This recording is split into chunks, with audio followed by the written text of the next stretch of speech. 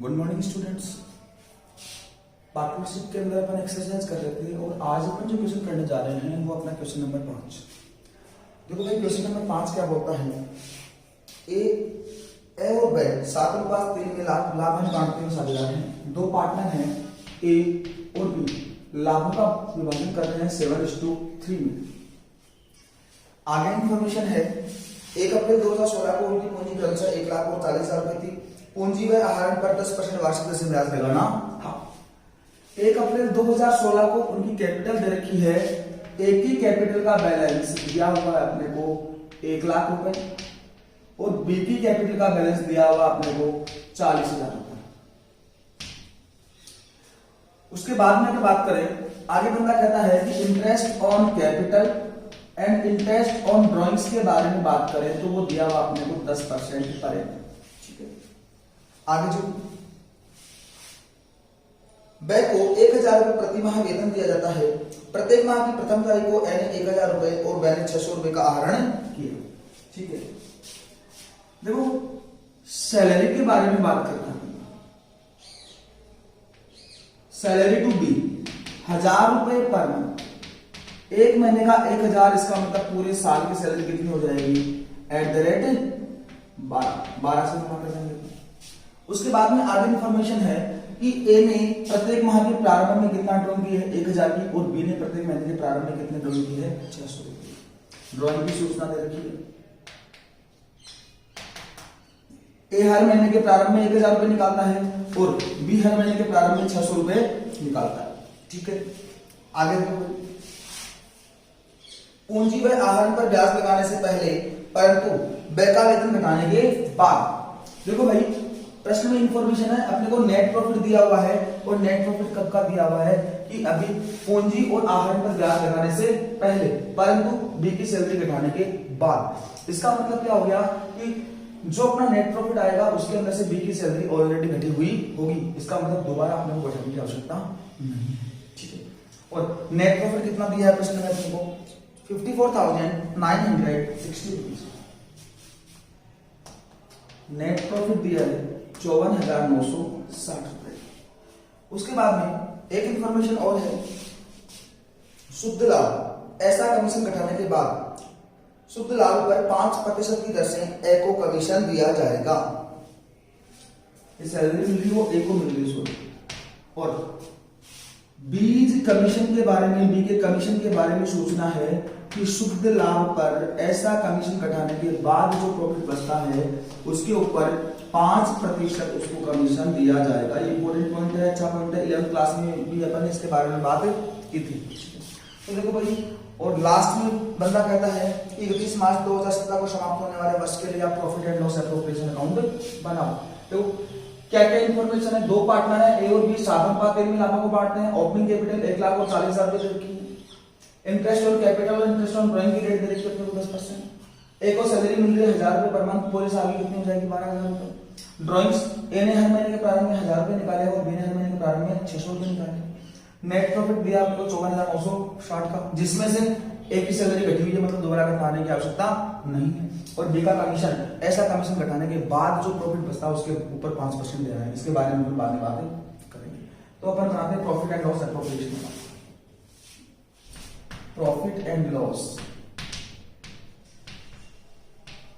Appropriation account.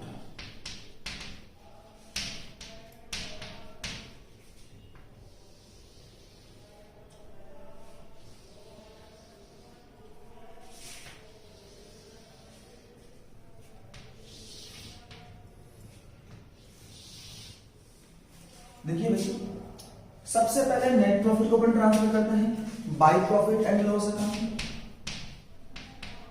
By P&L account 54,960।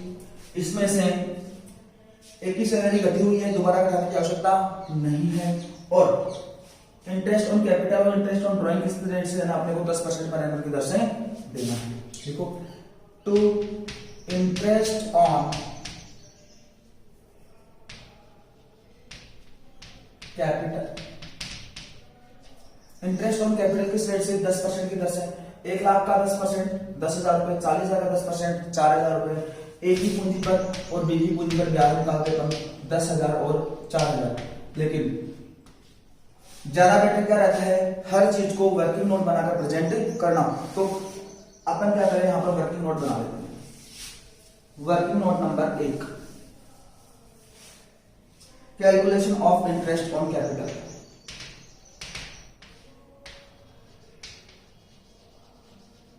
Calculation of interest on capital.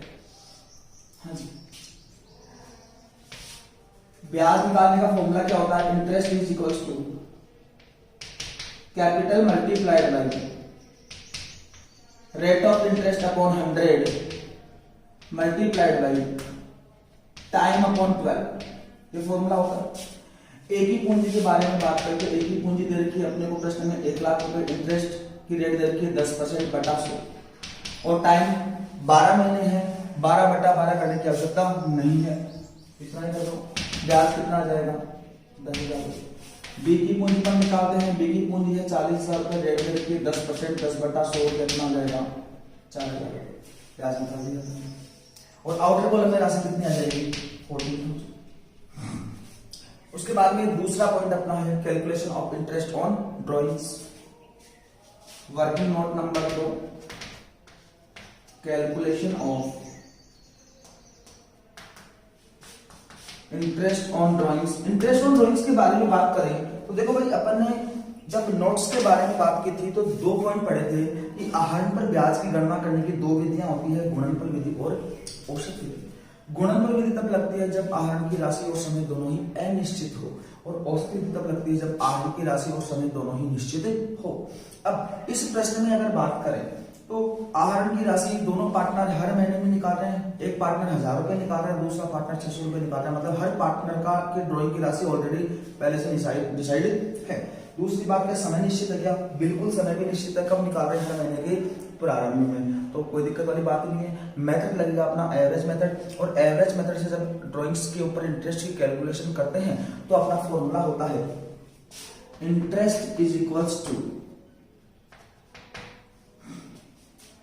Total of drawings multiplied by rate of interest बटा 100 गुणा average time upon 12। अब औसत समय के बारे में बात करें तो औसत समय कैसे निकालते हैं, प्रथम आहरण पर ब्याज की अवधि प्लस अंतिम आहरण पर ब्याज की अवधि बटा 2। क्योंकि दोनों पार्टनर कब कर रहे हैं, हर महीने के प्रारंभ में कर रहे हैं, तो प्रारंभ में करें तो एवरेज टाइम दोनों का सेम आएगा। कैसे निकालेंगे, देखो भाई एवरेज टाइम कैसे मिलेगा, कितना कितना आएगा, हर महीने के प्रारंभ में कर रहे हैं, इसका मतलब पहले जो ड्राइंग करेगा उसके ऊपर कितने महीने का ब्याज लगेगा, 12 महीने का, क्योंकि पहली ड्राइंग पहले महीने के प्रारंभ में अर्थात 1 अप्रैल को की जाएगी, और 1 अप्रैल को ड्राइंग हुई तो उसके ऊपर ब्याज कितने महीने का लगेगा, 12 महीने का। प्लस अंतिम आहरण में ब्याज की होगी, अंतिम आहरण कब करेगा, अंतिम महीने के प्रारंभ में अर्थात 1 मार्च को, उसके ऊपर कितने महीने का ब्याज लगेगा, 1 महीने का बटा 2 6.5 मंथ्स। तो औसत समय कितना आ गया अपना, 6.5 महीने। अब ब्याज निकालना है तो एक ही आहरण पर ब्याज कितना हो जाएगा, भाई ए ने 1 महीने में कितना निकाला, 1,000 रुपए, फुल ड्रॉइंग कितनी हो जाएगी, 12,000 गुणा रेट ऑफ इंटरेस्ट दे रखी है अपने को 10% गुणा औसत समय अपना 6.5 बटा 12, 0 से 0, 0 से 0, 12 से 12, 100, और 100 को 6.5 से गुणा करेंगे, ब्याज कितना आ जाएगा, 650 रुपए। फिर ये के बारे में बात करते हैं, 1 महीने में निकाला 600 रुपए, 12 महीने में निकालेगा 7,200 रुपए, 12×72 10 बटा 100 गुणा औसत समय 6.5 बटा 12, 0 से 0, 0 से 0, 6, 60 गुणा 6.5। देखो भाई करते हैं 60 गुणा 6.5, 0 6 5 30, 0 छक्कर में 36, 0 0 6 3 9 390 रुपए।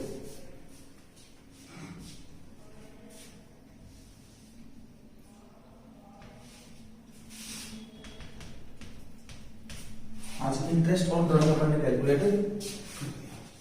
इंटरेस्ट ऑन ड्रॉइंग के बारे में बात करें तो फर्म के लिए क्या है, इनकम, और फर्म के लिए इनकम और प्रॉफिट एंड लॉस अकाउंट में किस साइड लिखा जाएगा, सीआर साइड में लिखा जाएगा। Bye interest on drawings,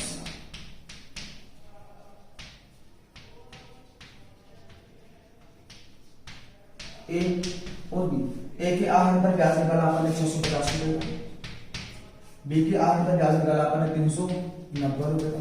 total कितना हो जाएगा 0, 9 और 5 14, 6 और 3 9 और 1 10, 1040। कुल ब्याज कितना हो गया 1040। फिर एक की सैलरी के बारे में बात की तो एक को सैलरी अपन ने ऑलरेडी डेबिट कर दी, इसका मतलब एक को सैलरी वापस देने की आवश्यकता नहीं है। फिर इस प्रश्न में केवल एक पॉइंट बचता है, वो क्या कि जो बी पार्टनर है उसको कमीशन मिलेगा कितना 5%, और किसके ऊपर ये काम करने के बाद में जो भी प्रॉफिट बचता है उस प्रॉफिट में से उस प्रॉफिट के अंदर क्या बोल रहा है शुद्ध लाभ, ऐसा कमीशन घटाने के बाद जो भी शुद्ध लाभ है उसमें से ऐसा कमीशन घटाने के बाद जो लाभ बचता है उसके ऊपर 5% उसको कमीशन दिया जाएगा। लेकिन अभी तक के बारे में अगर अपन बात करें तो क्या अपन ने अभी बी का कमीशन घटा दिया क्या? नहीं। अर्थात अभी अगर अपन प्रॉफिट निकालें तो अपने पास प्रॉफिट कौन सा आएगा? बी का कमीशन घटाने से पहले का प्रॉफिट अपने सामने आ रहा है। ठीक है, अब बात करते हैं कि बी का कमीशन घटाने से पहले का प्रॉफिट कितना है। वर्किंग नोट नंबर बनाते हैं 3। देखो भाई, ऐसा प्रश्न, ऐसा पॉइंट अपने 11th क्लास में भी आया था जब फाइनल अकाउंट का अपन चैप्टर कर रहे थे, फाइनल अकाउंट विद एडजस्टमेंट। उस टाइम पे मैनेजर के कमीशन के बारे में, मैनेजर के पारिश्रमिक के बारे में अपन ने बात की थी। वहां पर 2 पॉइंट आए थे, या तो ऐसा कमीशन घटाने से पहले या ऐसा कमीशन घटाने के बाद। अगर पहले वर्ड आता था तो अपना फॉर्मूला होता था नेट प्रॉफिट गुणा दर बटा 100, और अगर बाद वर्ड आता था तो अपना फॉर्मूला होता था नेट प्रॉफिट गुणा दर बटा 100 प्लस दर। और इसके बारे में अपन ने इसका कंसेप्ट भी पढ़ा था कि किस प्रकार अपने को ये दर बटा 100 प्लस दर कैसे आता है, उसके बारे में भी अपन ने अच्छे से बात की थी। अब बात करते हैं working note number 3, calculation of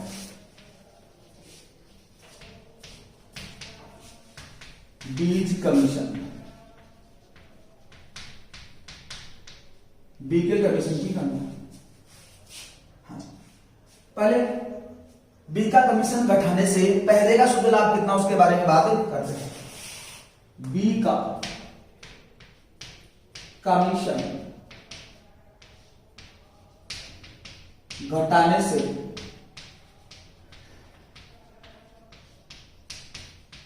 पहले का लाभ कितना है भाई?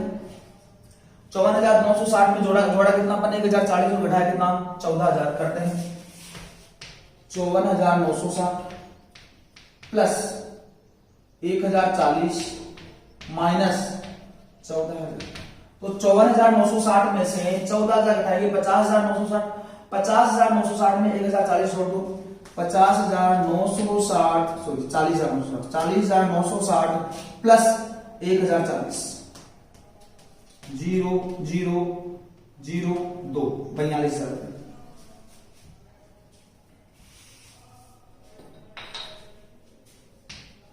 अब ये जो 42,000 का प्रॉफिट है इसमें क्या बी का कमीशन घटा हुआ है क्या? नहीं। लेकिन प्रश्न में क्या कहा है कि बी का कमीशन घटाने के बाद जो प्रॉफिट बचे उसके ऊपर 5% अपने को उसको कमीशन देना है। अब क्या करना पड़ेगा? मानना पड़ेगा अपने भाई। अपन डायरेक्टली भी कर सकते हैं, नेट प्रॉफिट गुणा दर बटा 100 प्लस दर। नेट प्रॉफिट 42,000 गुणा दर 5% कमीशन के बारे में बोल रहे हैं बटा 100 प्लस दर, 100 प्लस 5 105, 5 बटा 105 ऐसे कर सकते हैं। लेकिन कंसेप्ट से अपन चलते हैं कि कैसे आएगा। अपन मानते हैं कि माना कि बी का कमीशन घटाने का बाद का, बी का कमीशन घटाने के बाद का लाभ, कमीशन घटाने के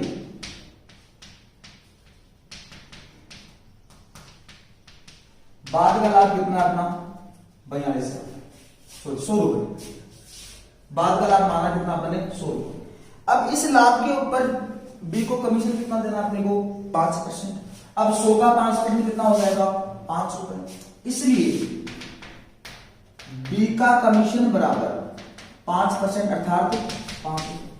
भाई बाद का लाभ माना अपने 100 रुपए, कमीशन है 5 रुपए, इसका मतलब पहले का लाभ कितना हो जाएगा? कमीशन घटाने से पहले का लाभ कितना हो जाएगा?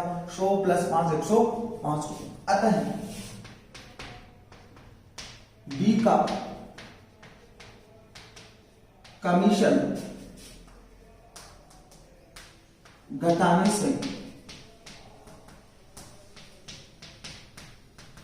पहले का लाभ 105 रुपए। यहां तक की बात समझ रहे हैं?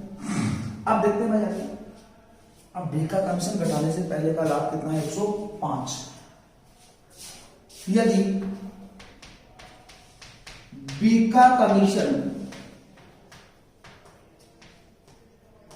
घटाने से पहले का लाभ 105 है तो बी का कमीशन कितना निकल कर आया भाई अपने सामने 5 रुपए। यदि बी का कमीशन घटाने से पहले का लाभ 1 है तो बी का कमीशन कितना हो जाएगा 5/105। ये चीज इसके भाग में चली जाएगी, बचपन में करते थे अपन। और यदि बी का कमीशन घटाने से पहले का लाभ कितना निकाल रखा अपन ने 42,000 रुपए है तो बी का कमीशन कितना हो जाएगा 5/105 गुना 42,000 रुपए। 21 गुना 2 42। बी का कमीशन कितना आ जाएगा 2,000 रुपए। देखो भाई ऐसे अपन ने कंसेप्ट से किया है, कितना आया 2,000 रुपए। डायरेक्टली भी कर सकते हैं 10/100 प्लस, अगर पूर्व वर्ड है तो क्या फॉर्मूला होता है नेट प्रॉफिट गुना 10/100, और पश्चात वर्ड है तो क्या फॉर्मूला होता है नेट प्रॉफिट गुना रेट अपॉन 100 प्लस रेट। तो नेट प्रॉफिट अपना 42,000, रेट 5%, 100 प्लस रेट कितने हो जाएगा 105। डायरेक्टली भी निकाल सकते हैं। समझ आ रही बात। तो बी का कमीशन कितना निकल कर आया अपना 2,000 रुपए। ठीक है भाई। अब बी को कमीशन देंगे तो फर्म के लिए क्या है खर्चा, और फर्म के लिए खर्चा तो P&L प्रोविजन अकाउंट में क्या किया जाएगा डेबिट। ठीक है।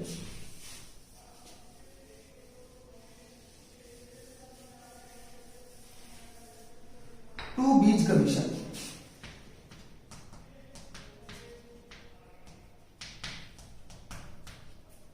42,000 गुणा 5/105, आउटर कॉलम में राशि हो जाएगी अपनी 2,000 रुपए। अब जो भी प्रॉफिट बचा है इसको उनके लाभ हानि विभाजन अनुपात में अर्थात 7/3 में उनको बांटना है। तो नेट प्रॉफिट ट्रांसफर्ड टू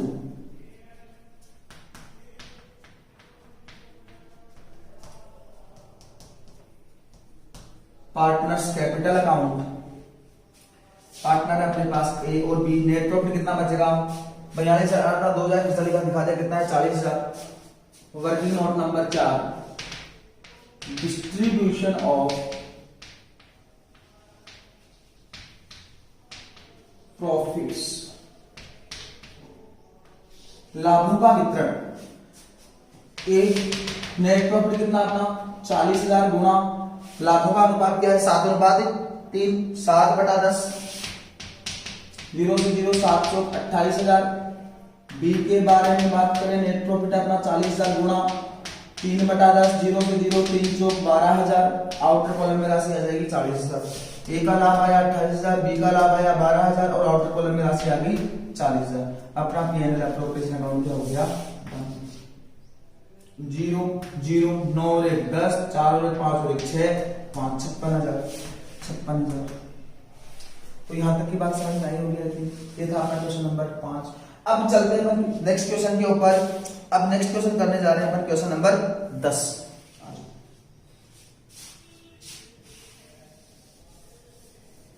अगर कोई भी क्वेरी है, कोई भी चीज समझ में नहीं आ रही है तो आप चैट के माध्यम से पूछ सकते हैं, कोई दिक्कत वाली बात नहीं है। आपकी हर प्रॉब्लम का सॉल्यूशन किया जाएगा। क्वेश्चन नंबर 10 के बारे में बात करें तो देखो भाई क्या बोल रहा है ए बेस है एक फर्म में बराबर के साझेदार है। क्वेश्चन नंबर 10 बोल रहा है कि 3 पार्टनर हैं ए बी और सी, बराबर के साझेदार होने का मतलब लाभों का वितरण कैसे कर रहे हैं 1:1:1 में कर रहे हैं। 1 जनवरी 2016 को उनकी पूंजी क्रम से 50,000, 40,000 और 30,000 थी। 1 जनवरी 2016 पहले लेखांकन वर्ष का प्रारंभिक दिन 50,000 ए की पूंजी, बी की पूंजी 40,000 और सी की पूंजी 30,000। आगे इंफॉर्मेशन है अपने पास। वर्ष 2016 के खाते बंद करने के बाद पता चला कि साझेदारी समझौते के अनुसार साझेदारों को पूंजी पर 10% वार्षिक दर से ब्याज, ए को 3,000 रुपए 30,000 लिखा हुआ है हिंदी में और इंग्लिश में, इंग्लिश जो वर्जन है उसमें 3,000 है तो 30,000 को काटकर 3,000 कर लेना। एक तो क्या क्या चीज भूले अपन, पार्टनर्स को उनकी पूंजी पर 10% की दर से ब्याज, इंटरेस्ट ऑन कैपिटल 10% भूल गए, नहीं दिया अपन। दूसरा पॉइंट, ए को 3,000 रुपए वार्षिक वेतन, सैलरी टू ए,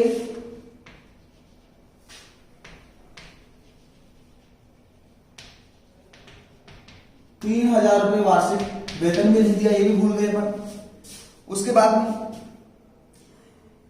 से को 6,000 रुपए कमीशन का प्रावधान लाभ बांटने से पूर्व नहीं किया गया। कमीशन टू सी,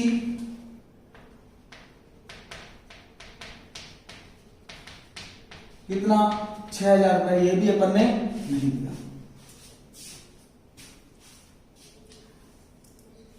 साझेदारों में यह समझौता हुआ कि चिट्ठे को बदलने के बजाय अगले वर्ष के प्रारंभ में समायोजन प्रविष्टि कर दी जाए। ठीक है, नीचे एक लाइन और दी है, यह मानते हैं कि पूंजी स्थिर है, अंडरलाइन, पूंजी स्थिर है, मतलब स्थिर पूंजी खाता विधि है। और स्थिर पूंजी खाता विधि के अंदर क्या करते हैं अपन, दो खाते बनाते हैं, कैपिटल अकाउंट और करंट अकाउंट। कैपिटल अकाउंट में केवल और केवल कैपिटल का लिखा है, इसके अलावा जो भी ट्रांजैक्शन होते हैं वो किस खाते के माध्यम से होते हैं, करंट अकाउंट के माध्यम से होते हैं। इसका मतलब अगर लाभों का विभाजन यहाँ पर होगा तो जो एंट्री अपनी होगी वो किस माध्यम से होगी, करंट अकाउंट के माध्यम से होगी। समायोजन हेतु प्रक्रिया दिखाते हुए फर्म की पुस्तकों में एक जर्नल एंट्री दीजिए। देखो भाई, प्रश्न क्या कहता है कि 3 पार्टनर है एबीसी, 1:1:1 में लाभों को बांटने हैं। 31 दिसंबर 2016 को इन्होंने खाते बंद कर लिए। तो खाते बंद करने के बाद इनको पता चला कि पार्टनर्स को उनकी पूंजी पर 10% वार्षिक दर से ब्याज देना था, लेकिन वो भूल गए। ए को सैलरी दे दी थी 3,000 रुपए, वो भी नहीं दी गई, और सी को कमीशन मिलना था 6,000 रुपए, ये भी नहीं दिया गया। ये 3 गलतियां हो गई, और इन तीनों गलतियों को सुधारने के लिए एक एडजस्टमेंट एंट्री आपसे बंदा पूछना चाह रहा है। और जब भी प्रश्न में एक एडजस्टमेंट एंट्री पूछी जाती है तो अपन बनाते हैं एडजस्टमेंट टेबल। और एडजस्टमेंट टेबल का फॉर्मेट क्या होता है उसके बारे में अपन ने ऑलरेडी बात कर रखी है। जितने पार्टनर उतने कॉलम, पहला कॉलम पार्टिकुलर्स का, उसके बाद में जितने पार्टनर उतने कॉलम, लास्ट कॉलम फर्म का, और इन सब का डेबिट क्रेडिट तैयार करते हैं। Solve adjustment table.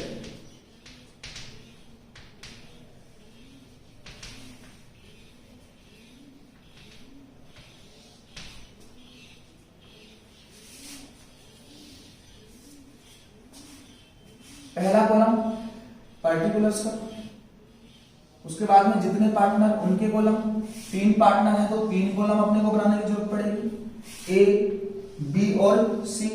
Last column firm का, ए, बी, सी, लास्ट कॉलम फर्म का। इन सब का डेबिट क्रेडिट, ये एक की debit side, CR side, debit side, CR side, debit side, CR, debit और सीआर।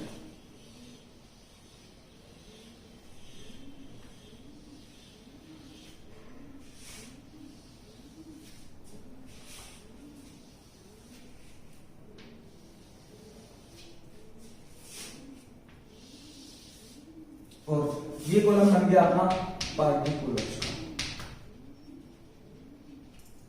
अब देखो भाई, अपन ने 3 मिस्टेक्स की है। क्या क्या?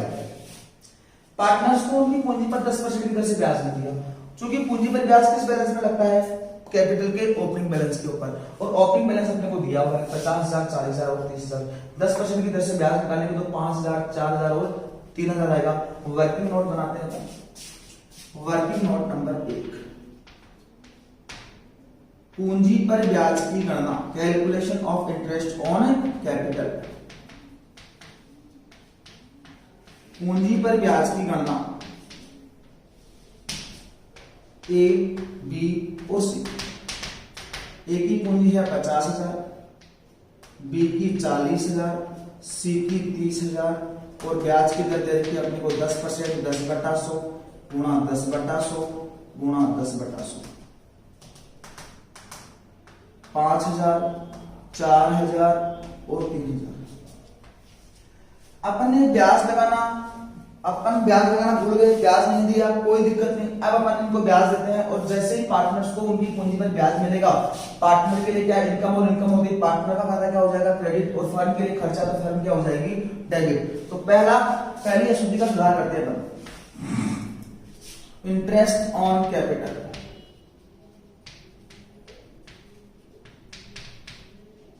ए को पूंजी पर ब्याज मिलेगा 5,000 रुपए, 5,000 से बी का, ए का खाता 10,000, बी का खाता 4,000 से 30,000, सी का खाता 3000 से सीआर, जो कि फर्म के लिए क्या है, खर्चा कितना हो जाएगा, 5 4 9 3 12, तो फर्म डेबिट हो जाएगी 12000 से और सीआर में ऐसा जाएगा।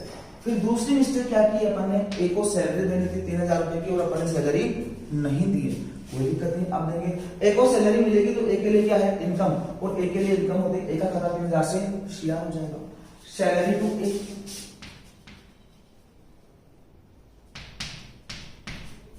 ए को मिलेगी, ए का खाता 3000 से सीआर, बाकी सब पार्टनर्स के खाते में डैश, और पार्टनर के लिए इनकम है तो फर्म के लिए क्या है, खर्चा, और फर्म कितने रुपए से डेबिट हो जाएगी, 3000 से डेबिट हो जाएगी सीआर में डैश। फिर दूसरी मिस्टेक क्या, नेक्स्ट मिस्टेक क्या की है, सी को कमीशन देना था 6000 नहीं दिया, अब दे देंगे कमीशन टू सी, सी को कमीशन देंगे तो सी का पूंजी वाला सीआर हो जाएगा 6000 से, फर्म के लिए खर्चा, फर्म डेबिट हो जाएगी 6000 से। बात समझ आ गई। 3 गलतियां की थी, तीनों गलतियों को अपन ने सुधार दिया, लेकिन थोड़ा सा दिमाग लगाओ एक बार। कैसे भाई दिमाग लगाने की आवश्यकता क्यों पड़ेगी, अब जस्ट आगे वाले पॉइंट में अपन ने पहले भी एडजस्टमेंट टेबल बनाई है, और एडजस्टमेंट टेबल अपन ने जब बनाई है तो वहां पर अपन ने बात की थी कि जब भी एडजस्टमेंट टेबल का टोटल लगाते हैं तो किसके टोटल को अपने को बराबर देखना होता है, फर्म का टोटल दोनों पक्षों का क्या आना चाहिए, बराबर आना चाहिए। क्या बराबर आ रहा है क्या, नहीं। डेबिट साइड कितने से बोल रही है, 12 और 15 और 21,000 से बोल रही है, लेकिन सीआर साइड में कुछ भी अमाउंट नहीं है। ये डिफरेंस क्यों आया, इसके बारे में अपन बात करते हैं। देखो भाई अपन ने ये 3 मिस्टेक्स की, टोटल अमाउंट इन तीनों मिस्टेक्स का कितना है, 21,000 रुपए निकलकर आया। अब 21,000 रुपए निकलकर आया होगा, अर्थात तीनों ही खर्चे हैं। अपन ने जब profit and loss appropriation account बनाया होगा, तो अगर अपन इस 21,000 के खर्चे को इस पीएनएल एप्रोप्रिएशन में डालते तो 21,000 से पीएनएल एप्रोप्रिएशन अकाउंट क्या होता, डेबिट होता, डेबिट होता, अर्थात खर्चा बढ़ता, खर्चा बढ़ता तो नेट प्रॉफिट क्या आता, कम आता, और नेट प्रॉफिट कम आता तो पार्टनर्स को प्रॉफिट भी, उनके लाभ, 21,000 का प्रॉफिट भी उनके लाभ हानि विभाजन अनुपात में, अर्थात 1:1:1 में कम जाता। बात समझ आ रही है। देखो भाई अपन ने ये तीनों मिस्टेक्स की है, तीनों मिस्टेक्स की है तो अपन ने 21,000 खर्चा profit and loss appropriation account में डेबिट नहीं किया, डेबिट नहीं किया इसका मतलब खर्चा कम डाला है, खर्चा कम है तो इसका मतलब प्रॉफिट ज्यादा हुआ होगा, 21,000 से प्रॉफिट बढ़ा होगा, और 21,000 से प्रॉफिट बढ़ा होगा तो इसको मैंने 1:1:1 में सभी पार्टनर्स के खाते में ट्रांसफर किया होगा। इसका मतलब 21,000 का प्रॉफिट 1:1:1 में सभी पार्टनर्स के खाते में गलत गया हुआ है। अब उसको वापस लेंगे, और वापस लेंगे तो पार्टनर्स का पूंजी खाता में क्या हो जाएगा, डेबिट, और एक प्रॉफिट किसके पास आएगा, फर्म के पास, और फर्म 21,000 से क्या हो जाएगी, सीआर हो जाएगी। तो अब लिखते हैं एडजस्टमेंट ऑफ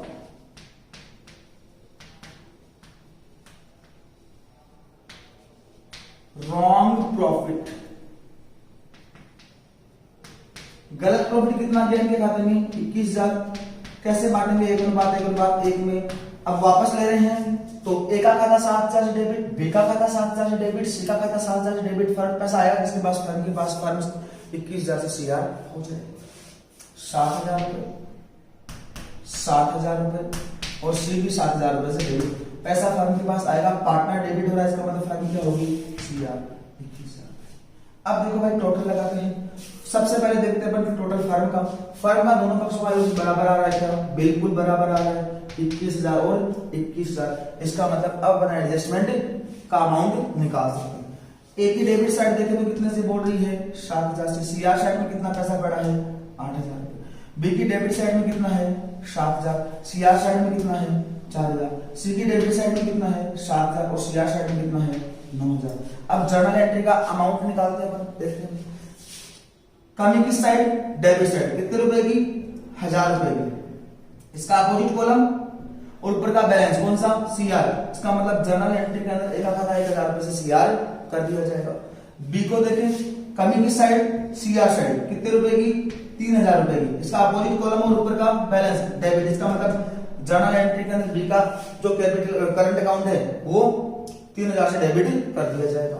फिर बात करते हैं सी की, कमी किस साइड, डेबिट साइड, कितने रुपए की, 2,000 की, इसका अपोजिट कॉलम और ऊपर का बैलेंस कौन सा, सीआर। इसका मतलब जर्नल एंट्री के अंदर सी का खाता 2,000 से सीआर कर दिया जाएगा। क्योंकि एक पॉइंट, एक लाइन मैंने आपसे अंडरलाइन करवाई थी, इसके अंदर लिखा था कि यह मांगते हुए कि पूंजी स्थिर है, अर्थात पूंजी खाता रखने की कौन सी विधि काम में ली जा रही है, स्थायी पूंजी खाता विधि काम में ली जा रही है। पूंजी के अलावा जो भी ट्रांजेक्शन है किस खाते के माध्यम से होंगे? करंट अकाउंट के माध्यम से। इसका मतलब जर्नल एंट्री बनेगी वो भी किस खाते के माध्यम से बनेगी? करंट अकाउंट के माध्यम से बनेगी। बनाते जर्नल एंट्री। देखो जर्नल एंट्री में ए और सी के खाते को तो सीआर करना है 1000 और 2000 से, और बी का खाता 3000 से डेबिट होने वाला है, तो एंट्री क्या बनेगी? बीज करंट अकाउंट डेबिट 3000 रुपए टू एज करंट अकाउंट 1000 रुपए टू सीज करंट अकाउंट 2000 रुपए। नरेशन क्या आ जाएगा? Being adjustment made. देखो भाई रिजल्ट क्या निकला इसका? बी को जब पहले प्रॉफिट मिला था कितना मिला था? 7000 का मिला था, वो तो अपन ने वापस लिया है। अब इसके खाते में एक्चुअल प्रॉफिट कितना दिया? 4000। पूंजी पर ब्याज मिला और कुछ भी नहीं मिला। मतलब पहले 7 मिल गया था, मिलना चाहिए था इसको 3000 रुपए ज्यादा मिल गए, वो अपन ने ले लिए और बी का पूंजी खाता अपन करंट अकाउंट 3000 से डेबिट कर दिया। ए को देखें तो 5000 तो उसको पूंजी पर ब्याज मिलना चाहिए था, 3000 उसको वेतन मिलना चाहिए था, कुल मिलना चाहिए था 8000, लेकिन मिला कितना था? 7000। कम कितना मिला? 1000। अब दे रहे हैं एक करंट अकाउंट को 1000 से सीआर कर रहे हैं। सी की बात करें तो उसको मिला कितना था? 7000 रुपए, जबकि मिलना कितना चाहिए था? 3000 तो ब्याज और 6000 रुपए उसका कमीशन, 9000 मिलना चाहिए था, मिला कितना था? 7000। इसका मतलब 2000 कम मिले और 2000 कम मिले, 2000 से करंट अकाउंट को सीआर कर दिया। ठीक है, आई थिंक ये बात समझ में आई होगी। अगर फिर भी समझ में नहीं आई तो आप, मैंने पहले भी कहा कि आप चैट के माध्यम से मेरे से पूछ सकते हो। आज की क्लास में इतना ही। Thank you.